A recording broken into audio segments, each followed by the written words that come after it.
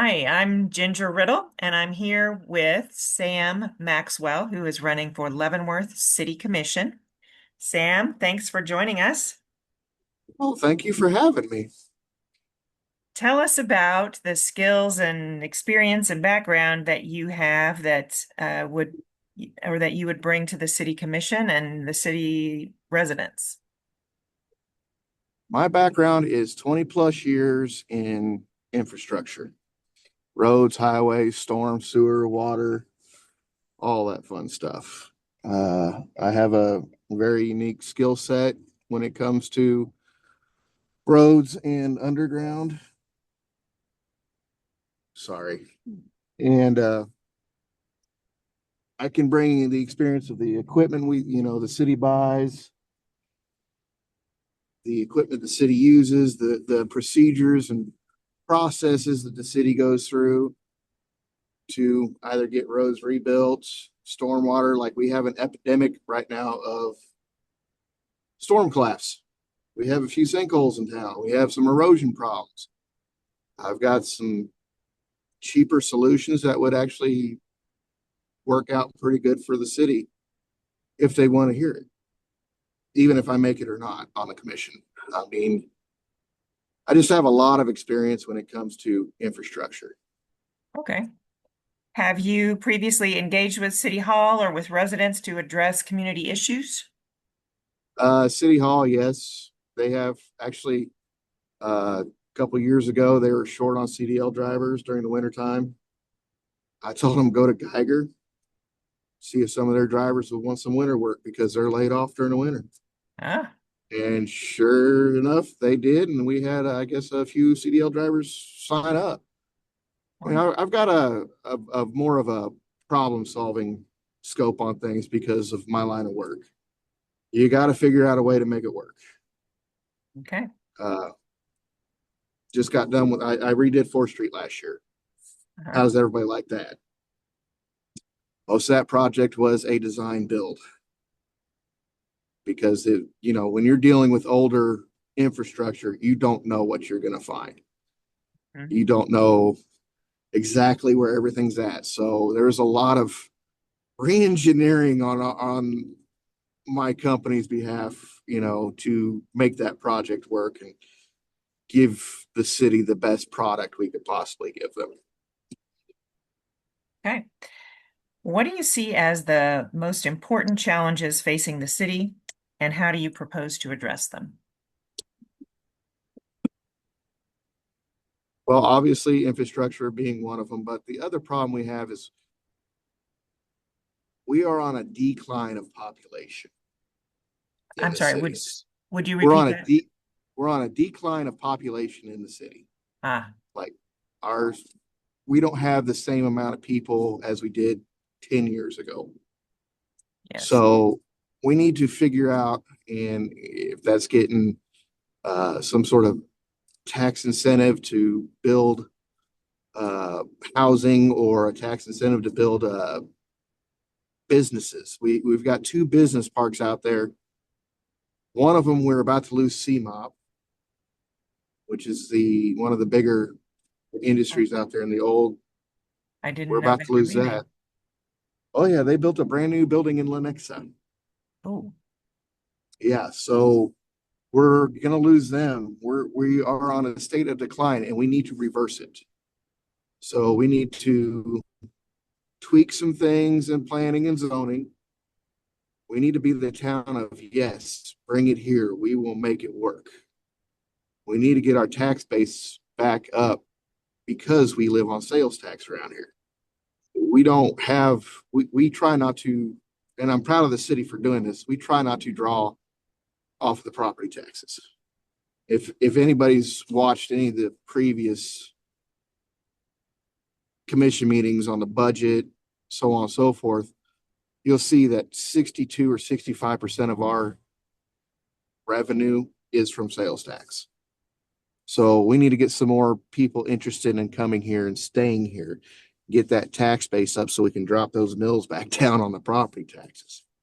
We don't charge like what the county does or the school does And if we can drop it more on the property tax side, that'll give more relief to our residents that we have here. And that's just one of the things. It's kind of like we got to do something. We got to be creative. We got to figure out a way to incentivize people to come and stay. Okay. What is your perspective on the current state of city services, public safety, roads, parks, etc.? And where do you see room for improvement? Parks, I think, are actually not bad. I mean, you drive around, a lot of the parks are mostly updated at this point. We just got the new pickleball court, new basketball court over there, Cody. I mean, the parks are actually in pretty good shape as far as I can tell. Roads, yes, they're rough. I know that they have redone several of them this year, and they do a lot of their mill and overlay in the spring now instead of late summer, early fall, which is a lot nicer for residents. The chip and seal they're doing or the granite seal they're doing is a thing to kind of buy time. I understand it. I get it. It's cheaper than a mill and overlay because you can get into the millions of dollars really quick with that. We don't have the budget for it. City service wise, as far as trash is concerned, it's a constant moving thing. I like the plan of possibly doing a transfer station later. And I think their plan right now of doing a transfer station for the city, as far as just for our trash to go there and then get trucked out, will save us money in the long run. Because instead of sending a trash truck, regular trash truck, can haul about half of what a semi trailer can. So you can offload it at a site. You have one driver. The rest of the guys are still on the routes doing their pickups. I think it'll be a very time saving, money saving adventure for them to do that. Other services, I mean, just they need to be tweaked. They need to get more efficient on how they do things. And I think some training and talking to different contractors, maybe to kind of show them the ropes a little bit on how we in the private sector do it. Because we're all about efficiency and we got deadlines and we got to make this stuff work. So I think if we could get the city guys to kind of see that way, it would go a long ways to boosting the morale around City Hall as far as what our public services offer. Right. How would you strengthen relationships between the city commission and other local entities like schools, the county, nonprofits, and businesses? Go to meetings, open relationships. I mean, I suggested to Vanessa Reed that the county and the city have kind of been at odds for a long time. And they had that meeting not that long ago. I think it was 3 months ago. They had that joint meeting at the city commission. I think that was kind of a success. I think people just need to get past their differences and start working with things. We're all in this together. We aren't just one against the other. If we don't succeed, none of us will succeed. You know what I'm saying? Yeah. You kind of have to be a community together all the way around, or it's not going to work.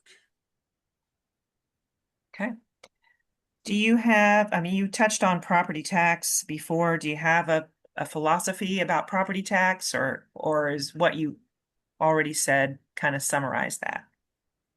I mean, property tax, big problem with Leavenworth, and I don't know if most people realize this. We have several non-taxable entities around us that take up a lot of real estate. You have St. Mary's College, non-taxable. You have the VA, non-taxable. You have the U.S. Penitentiary, non-taxable. You have Fort Leavenworth. You have so many non-taxable entities around us. It's hard to keep up. So best way to do it is we have to get some businesses in here because a business will carry a lion's share of our taxes for us. They will help boost a lot of things, and we'll get sales tax off them if they're a manufacturing or something like that. So we got to get the businesses in here. We got to, tweak some stuff, like I said, in planning and zoning, make it easier, make it, hey, we're the first town. We want you here. Yes, we will figure this out. No more of this, it's too hard stuff. No, we need to stop. We need to just buckle down, bite the bullet on some things, figure out some different ways that's still safe, still within the law, and just do it. We need to get the businesses here. We need to start, we've got a couple of guys that are up north that are rehabbing houses and demoing out some things and doing some townhomes and stuff. We need more stuff like that. We need to just get these people, these builders, these businesses in here, and we need to work with them and make them feel like, yeah, you're number one. Let's do it. Let's get it going, guys. Okay. What sets you apart from other candidates? Blue collar. You see what you get. I'm not going to hold back. I'm not here to play political games because I ain't got time for it. I'm here to just do the work. We're going to do something. I get in there, we're going to do something. Right, wrong, or indifferent. We're going to try and do something to make something happen to get this town back in the trajectory it needs to go. I mean, I'm hoping that we get Kansas can pull off getting the stadium over there, the Legends. That would be That would be a exciting. lifeline for us. That would bring us back 100-fold. I mean, we could ride those coattails all the way to the bank. It'd be great. But until that happens, we just need to get after it. We need to figure out ways. All right. Anything else you would like our listeners to hear? No, hey, Sam Maxwell, fourth generation, been here, all my life. Family came here, dad's side, 1920s, I believe. Wow. Uh, yeah, grandmother's side, on my dad's side, the Grapes have been here, I guess, since it was a fort. So my mom's side, my grandpa was the ex-police chief of Leavenworth. So I mean, I've got a lot of history and a lot of want to make this town great again. And I feel like we have a golden opportunity to do that. Let's not waste it. Let's get after it and let's get some stuff done. So hope to see you guys on November 4th voting for me. Thank you very much for your time. Thank you. Thank you.